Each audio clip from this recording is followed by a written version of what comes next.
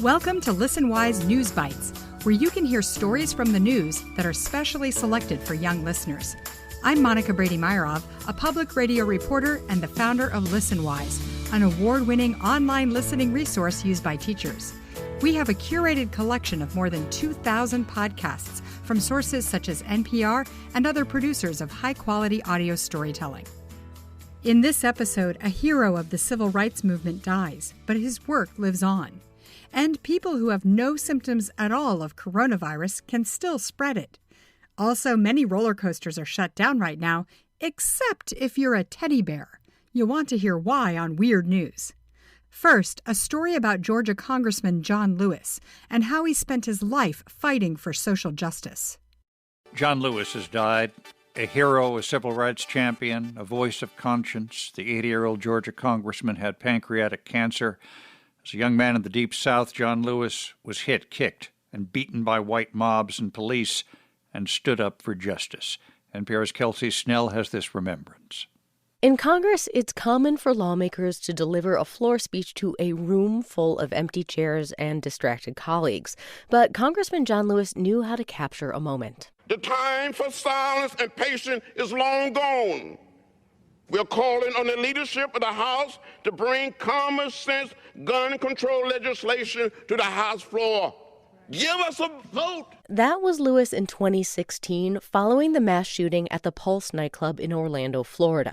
He was surrounded by more than a dozen Democrats as they launched a sit-in on the House floor to try to force votes on gun control.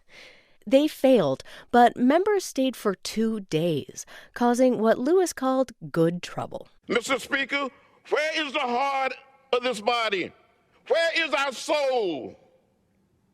Where is our moral leadership? Where is our courage? Lewis brought that kind of passion to every issue he touched, from gun control to health care and voting rights. His political style came from a foundation of faith. In a 2004 interview with the nonprofit Academy of Achievement, Lewis recalled how preaching to chickens on his family farm in Troy, Alabama, prepared him for a life in Washington. And I said, now, when I look back on it, some of these chickens would bow their heads, some of these chickens would shake their heads. They never quite said amen, but they tended to listen to me much better than some of my colleagues listened to me today in the Congress. And some of those chickens were a little more productive. At least they produce eggs. That was well before Dr. Martin Luther King Jr. helped change his trajectory. I was so inspired by Dr. King that in 1956, with some of my brothers and sisters and first cousins, I was only 16 years old. We went down to the public library trying to check out some books. And we were told by the librarian that the library was for whites only and not for colors. Lewis told Fresh Air's Terry Gross in 2009 that he didn't set foot in that library again until 40 years later to sign copies of his own memoir. He said the 1956 experience set him on the course towards the civil rights movement.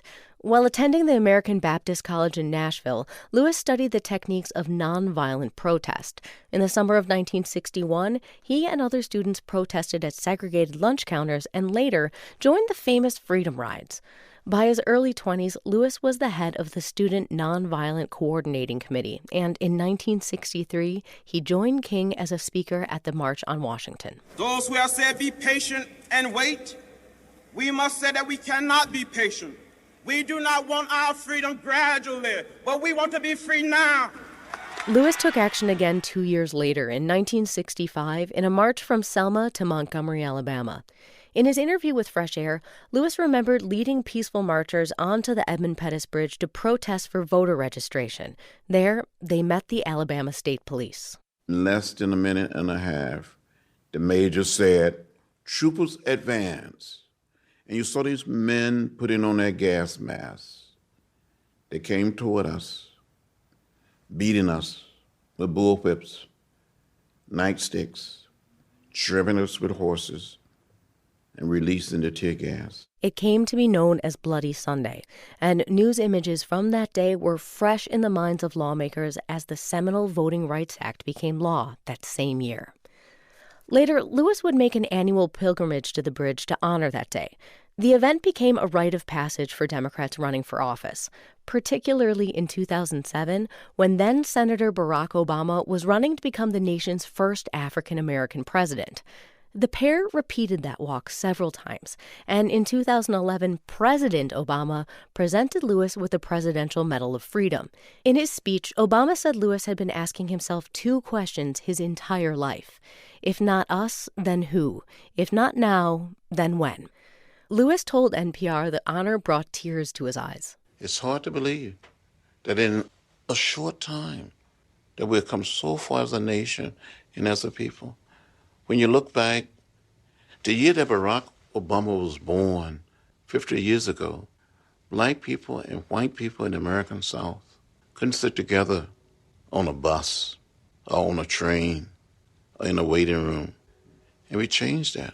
Lewis remained strong in his convictions as politics changed. In recent years, he repeatedly clashed with President Trump.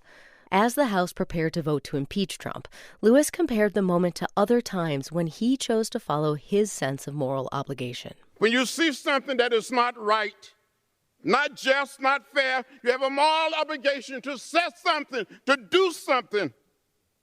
Our children and their children will ask us, what did you do? What did you say? For some, this vote may be hard, but we have a mission and a mandate to be on the right side of history. Less than 2 weeks later, he announced his diagnosis of stage 4 pancreatic cancer. When it came to that final battle, Lewis returned to a mantra he repeated on the steps of the Lincoln Memorial in 1963, to never stop fighting. Kelsey Snell, NPR News, Washington. Congressman Lewis was a hero. What do you think Americans can learn from John Lewis's life?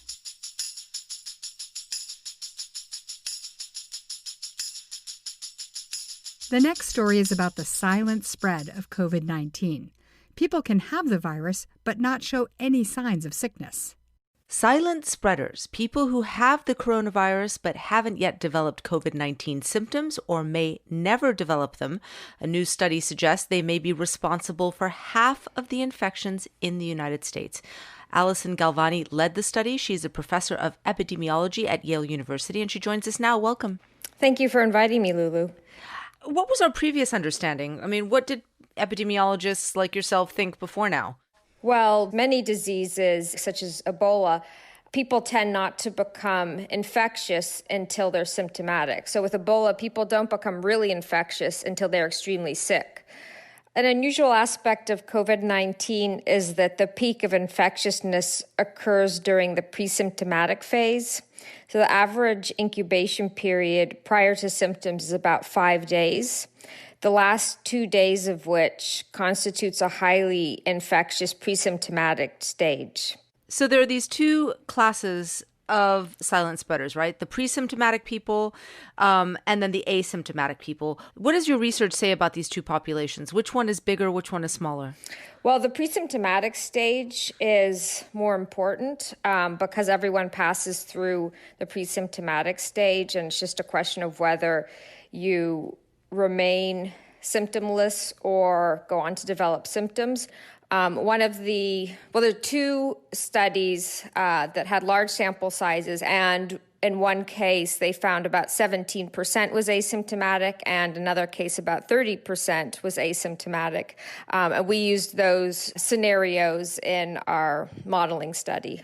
What do your findings imply for how the U.S. needs to respond to this outbreak? Because if we have such a high spread from people that we don't know actually have the illness, that is incredibly worrying for how we might contain it.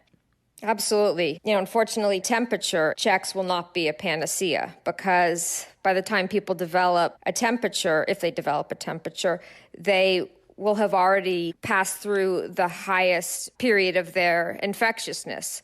So our analyses underscore the importance of contact tracing and testing that is fast enough and extensive enough to identify pre-symptomatic cases prior to the onset of symptoms. So what's your advice to people right now? Or better yet, how are you conducting yourself in a society that your research says is full of silent spreaders. I mean, do you look at everyone and think they're potentially infected?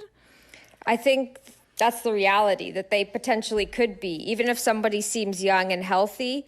In fact, given that young people are disproportionately responsible for silent COVID-19 transmission, reopening schools would be adding fuel to the fire. Even if all symptomatic cases were kept at home, our study shows that a widespread outbreak may nonetheless unfold from silent transmission.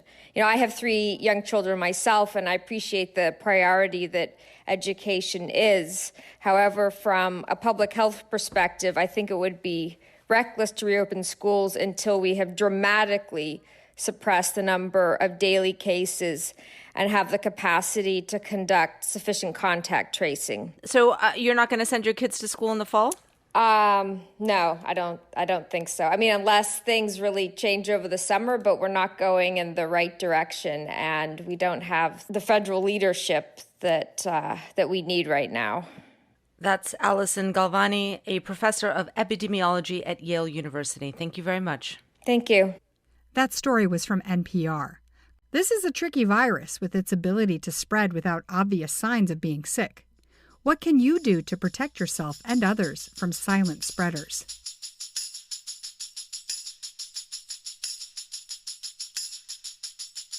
And now it's time for some weird news and a story about taking some stuffed animals on a wild ride. Good morning, I'm David Green. Belmont Park in San Diego Beach is closed because of coronavirus, but it still has to run its 95-year-old wooden roller coaster every day to make sure it keeps working. With no visitors there, they set out to find some riders who can't get coronavirus, and their solution is kind of adorable. Every half hour, about a dozen giant stuffed animals, giraffes, bears, even rainbow llamas, hurtle through the air on the historic Giant Dipper. Thanks to our partner, NPR, and to Scott Holmes for our theme music. That's it for the Listenwise News Bites podcast this week. For more stories from the news selected for young listeners, go to www.listenwise.com and sign up for free. And subscribe to this podcast for our weekly shows. Happy listening.